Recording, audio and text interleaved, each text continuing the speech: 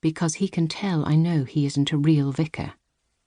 He is only wearing the get-up, the dog collar, so they will allow him to visit. He has asked to see me before and I have refused. Now, though, with our talk of graves, I am thinking about bodies, those which are below the ground and those which are above. Cara and I sunning ourselves at the end of the jetty on the lake at Linton's, she in a bikini, I'd never seen that much of someone else's skin all at once, and me daring to lift my woolen skirt above my knees. She reached out until her fingers touched my face, and she told me I was beautiful. I was 39 when I sat on the jetty, and in my whole life no one had ever said I was beautiful. Later, when Cara was folding the tablecloth and putting away her cigarettes, I leaned over the green water of the lake and was disappointed to see that my reflection hadn't changed.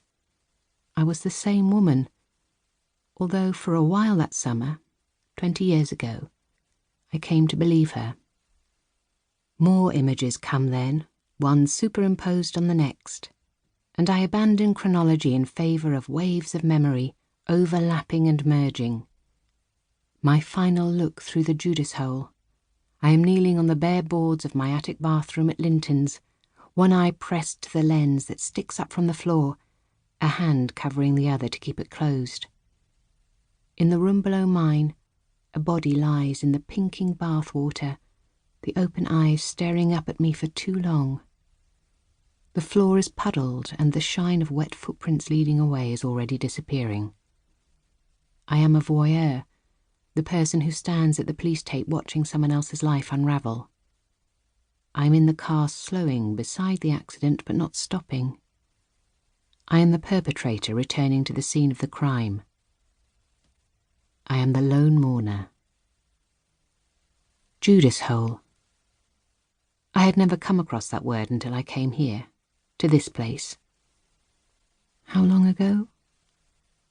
How long? I must ask the question aloud, because a reply comes from one of the helpers. No, not helper. What's the name for her? Care help? Assistance helper?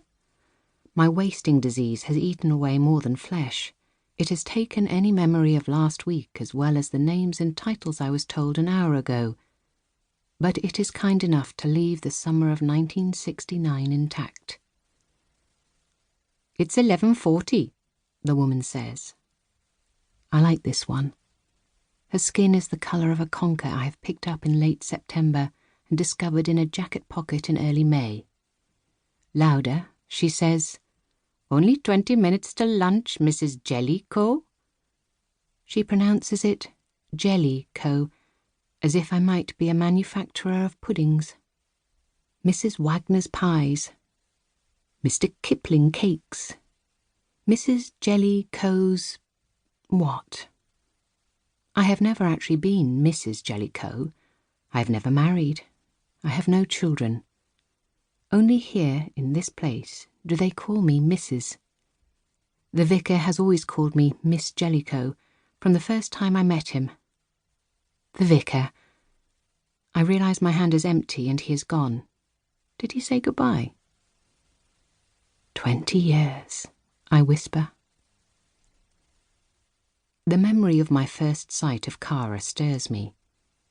A pale, long-legged sprite. I hear her shouting outside on Linton's carriage turn. I stopped cutting up my bathroom carpet and crossed the narrow corridor to one of the empty rooms opposite mine.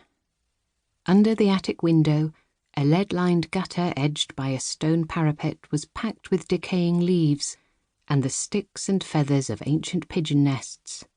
Far below, Cara was standing on the dry fountain in the middle of the carriage turn. The mass of her hair was the first thing I noticed, almost solid with its dark, tight curls and centre parting, hiding all but a strip of her milk-white face. She was shouting in Italian. I didn't know the words. The closest I have come to understanding Italian is the Latin names of plants, and most of these have faded now. A test. Cedrus libani.